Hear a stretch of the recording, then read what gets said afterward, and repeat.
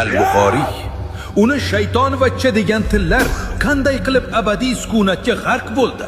Buxoro xarobalarida yashiringan so'nggi otashparastning fojiasi nima bilan tugadi? Buxoroning sovuq qishi. Muhammadning do'sti Ilyos kutilmaganda g'oyib bo'ldi. Uni qidirgan yosh Muhammad masjid orqasidagi qadimiy otashparastlar xarobasiga kirib qoldi. Zulmat va asrlar changi. Muhammad Ilyos deb chorlar ekan, burchakda yotgan isqirt cholni ko'rib qoldi. Bu islomdan nafratlanib, kimsasiz xarobada jon berayotgan so'nggi Zardushtiy edi.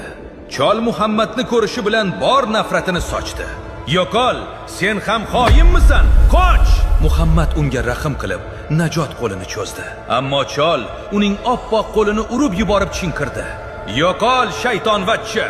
Baribir Axura Mazdaga xiyonat qilmayman." Muhammad g'azablanmadi.